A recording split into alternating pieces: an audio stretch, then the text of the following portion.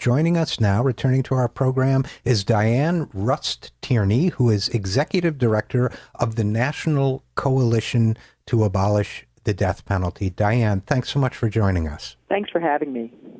Oh, absolutely. And listen, there have been a couple stories coming out from the death penalty issue this week. One was the story of Ohio exonerating, I guess, two men after decades of wrongful imprisonment, but at the same time making it harder, perhaps, to avoid such things in the future. Am I getting this story basically right? You are. And actually, there's a likelihood that a third individual will be exonerated. He has been released already from prison, but we're looking at a total of three people who have been recently found to be wrongfully convicted in the next couple of days. And so, yes, two of those people have been freed, and it's really extraordinary, as you point out, that at the same time that the state is not sort of exhibiting more reflection about what's going on, that they're actually moving a bill that would make the situation worse. Now, let's talk about that for a second, because as I understand it, your own information says that nearly 150 men have been exonerated since the death penalty was legalized in 1973, which has always been one of my multiple, but top concerns about the death penalty. There's no restitution for someone wrongfully convicted and executed. But having said that, with these many exonerations taking place, what is it exactly that Ohio is proposing to do that would make this process even more difficult in the future? Well, a couple of things. Ohio is responding to the botched execution that took place earlier in the year, where the prisoner gasped for air for 20 minutes. And their response has been to move legislation that would do a couple of things. One would increase, as you say, the secrecy around the drugs. It would increase the secrecy around, who is actually involved in the execution. It would keep the identity of the person who's actually involved in the execution secret.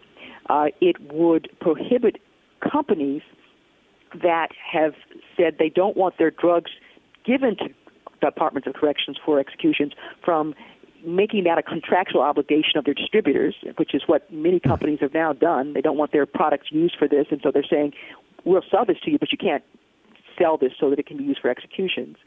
And they have also said that in this proposed legislation that the Board of Medicine, the regulatory body for doctors in the state, cannot discipline their own for participating in executions, because right now it is against the Hippocratic Oath, against the licensing requirements of the state medical associations for doctors to engage in executing prisoners. And so they're making the problem worse by creating more secrecy, but the real deal is that they're not taking the steps that they need to take, which is to end the death penalty, and that is the thing which will prevent innocent people from being executed.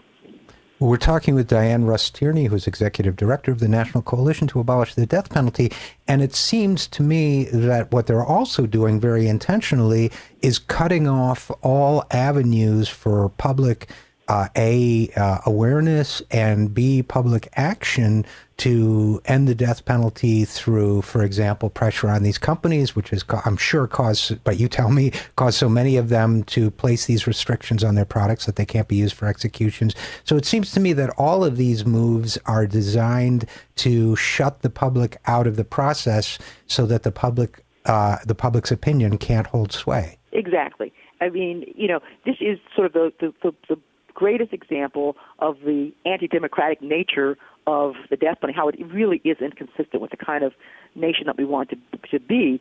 When you have government officials saying, we have to have a cloak of secrecy because somebody might object, that's when we have to really pay attention. And as you pointed out, many of these companies are based in Europe. The Europeans, the European Union, the individuals who head up these companies, the people who buy their products in Europe are very clear that the death penalty represents a human rights violation, and they want no part of it.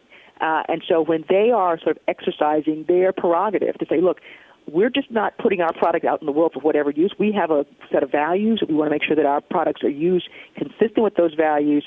The state of Ohio is seeking to cut that right off, and I think that's one of the constitutional questions that this legislation raises, along with the desire to cloak everything in secrecy, including limiting access of the press. And so it is one example of how the death penalty continues to damage far beyond, even the person that's executed, beyond their family, beyond the prison guards who work in the prison. It's how this ripple of chaos and, I say, anti-democratic behavior really, it keeps rolling and rolling. And so we have to end the death penalty. Well, let me ask you a quick question, Diann Rust-Tierney of the National Coalition to Abolish the Death Penalty. How many other developed nations have a death penalty? Well, again, the United States continues to be in the minority. Our allies in the European Union, are really begging us to end the death penalty. We are alone with Japan and Saudi Arabia and China in the world in terms of countries that still use the death penalty. And as I said, our allies are so anxious for us to really end this, so we can really join them in expanding human rights across the globe.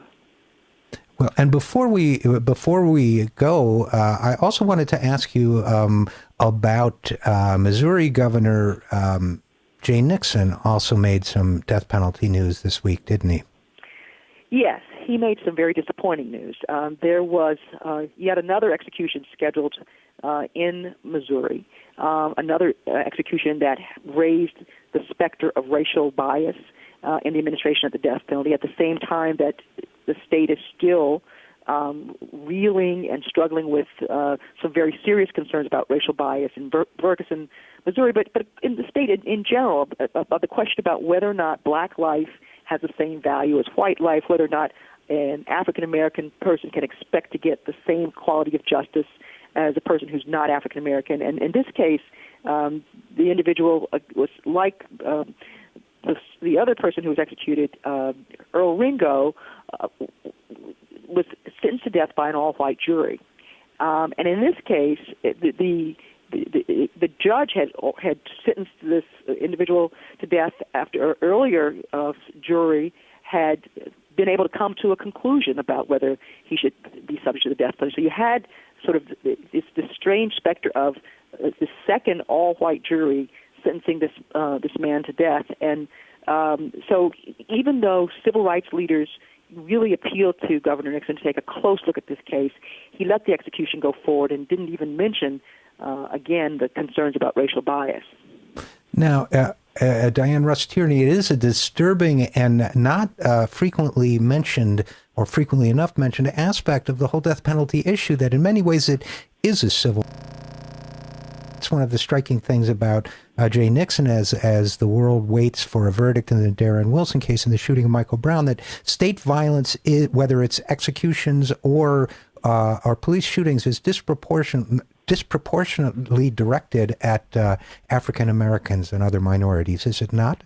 I think that's clearly the concern, and I think that's one of the reasons that we're so sorely disappointed in Governor Nixon. Of all the governors who would have an understanding of this concern, you would think that given all the attention that's been focused on Ferguson, Missouri, and the questions that have been raised, quite frankly, about the quality of leadership on these very issues, that he would have been more willing to listen to the concerns of civil rights organizations in the Leon Taylor case that we just mentioned. So, it's very disappointing. And I think what it means is that civil rights organizations, people who are concerned about fairness, are really going to have to redouble our efforts to get the governor's attention and to make sure that this conversation about racial bias and in sentencing results in some real reforms, including ending the death penalty. Well, it is striking in this country that the death penalty, abolishing the death penalty, doesn't even appear to be an issue right now that politicians are willing to embrace. Well, I think that's changing. I think that, and given where we've been, I think that we're in pretty good shape. I mean, we are evolving from a time when the death penalty really was a very partisan, hyperbole, high rhetoric kind of enterprise, to a point where we are seeing that more and more people across the political spectrum are beginning to get and embrace the fact that there's a problem here. Well, that's where we'll have to leave it for now, unfortunately. But thanks so much for joining us. Diann Rust-Tierney, Executive Director of the National Coalition to Abolish the Death Penalty. Thanks for joining us. Thank you so much. I'm RJ Eskow, and we will be back. This is The Zero Hour.